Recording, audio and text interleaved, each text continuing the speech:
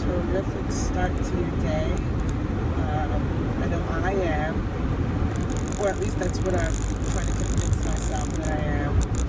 So, this is my first car chat thing that I'm doing here. Trying to see if I can do this like so many of you pros out there. So, bear with me. But yeah, so I am driving into work. I go into the office one day a week on Tuesdays, and a lot of my colleagues don't see the purpose of that, us having to go in one day a week. But I don't see the purpose of it either. But I must be honest and say that I am grateful. I'm so grateful, for the opportunity to go into work one day a week, because it gets me out of the house, for a few hours, and lets me get into the city. And I work on a university campus, so we do have some students that are taking classes on campus. So I love going and seeing those students, just to make me feel like there's some normalcy going on. The campus is definitely not as, the volume is not there. The student volume is not there as it typically is, in the fall semester. But yeah, I like to go in on my one day a week and just kind of see that, things are still somewhat normal. And, each time I get to walk into my office, oh no, a squirrel! Oh gosh, I hit a squirrel! Why does that always happen to me? Okay, here's my thing. Rest in peace, squirrel. What I don't understand, and maybe somebody can explain this to me. What is it with squirrels crossing the road? Why is it that they seem to have this thing with death to run across the road? Apparently, when cars are in motion, is it the vibration that they're attracted to, addicted to? But I don't know. I have a bunch of squirrel stories because I have unfortunately killed my share of squirrels. Yeah, not really proud of that. But anyways, what was I saying now? Oh gosh. All it takes is one diversion, and I'm off track. I think I was talking about going into work. Okay, so yeah, I love, I appreciate, going into the office now, the opportunity to still have a job and to be able to have my own office and to be well enough to be able to go into work. So I have a deeper sense of appreciation, with everything, throughout everything, all the lessons that COVID has been teaching me this year. And so yeah, I try not to complain about it, and I really do enjoy my day in the office, and I find that I'm more productive when I go into the office. I mean, part of that is I get to use, the printer there all day, so I love that. And I typically have reliable Wi-Fi throughout my day, so there are certain projects or tasks that I'll leave until I get into the office.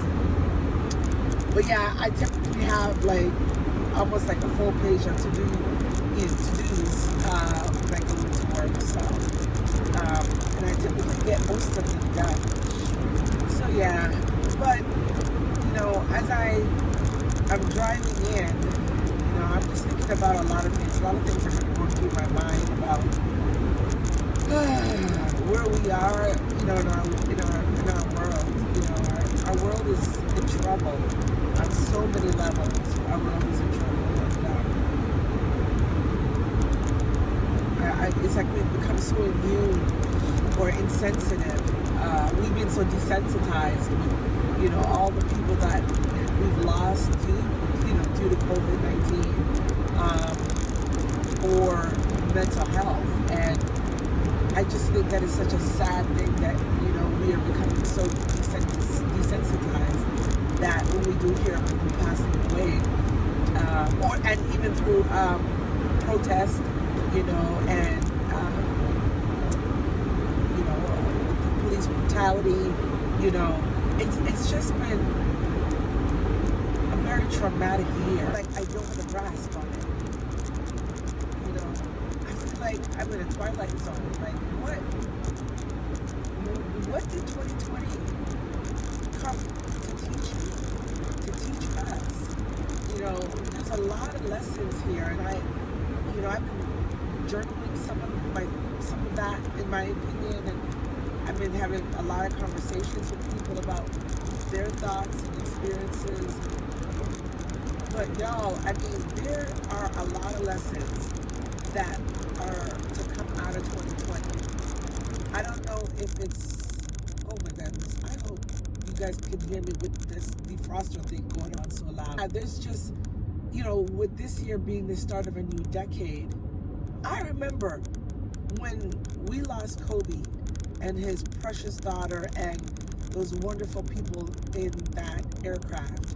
I remember saying to myself, this year is going to be different, because I just couldn't fathom how the world loses, one of its greatest athletes, greatest and well-known athletes, and his daughter, and these, people all in one breath, And I remember thinking, this year, I felt it like instantly that this year, was going to be a different year. There's going to be a cosmic shift, but I didn't know beyond that, And then it's almost like after Kobe's accident, things just started happening, like almost week by week, especially once COVID hit, or not hit because COVID had already hit, but once it came out into the mainstream that we were dealing with this virus, it became like a weekly thing that, we were hearing, catastrophes, and, people began dying, and, the politics, all the ugliness with the politics, revved up, even more. And it's just, I don't think we've been able to take a breath. Like, I don't think we've been able to exhale from the beginning of this year yet. I feel like we're all holding our breath, and like waiting for the other shoe to drop or something. And then, people dealing with personal stuff, personal relationships. A lot of relationships have, been terminated, or, been affected by a lot of, these external things that's been happening, and just relationships breaking apart, period. And, it's just the mental health, shift, especially like with our young people, our millennials. And this is something dear to my heart, because I have one of my daughters is a millennial, and my youngest daughter, she's a Gen Z, and I have seen how mental health has just really impacted these two generations. And then the students that I work with are primarily of Gen Z generation, and I'm seeing the toll that this season of COVID-19 has taken on them. And it has just been surreal. It has been surreal.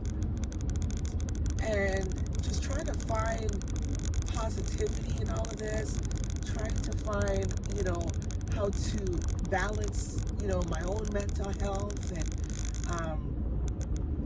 trying to, stay on top of my responsibilities and obligations, and see joy, hold on to joy, and gratitude, is something that is a daily, almost moment by moment task for me, you know. And I am a person who tries to live in a space of gratitude, you know, and that's really what's been holding me afloat. So, but I don't know, I just kind of wanted to just chit chat a little bit and just kind of share some of the thoughts that I've had on my head, and you know, I hope, you know, as we are closing out 2020, I don't want to say that 2020 was trash, you know, because I don't feel that. I really do feel that this year was intended to teach us some things. So my hope is that, you know, more of us will put the effort in to extract the lessons from this year, more so than just beating up on, you know, the fact that the year happened. You know,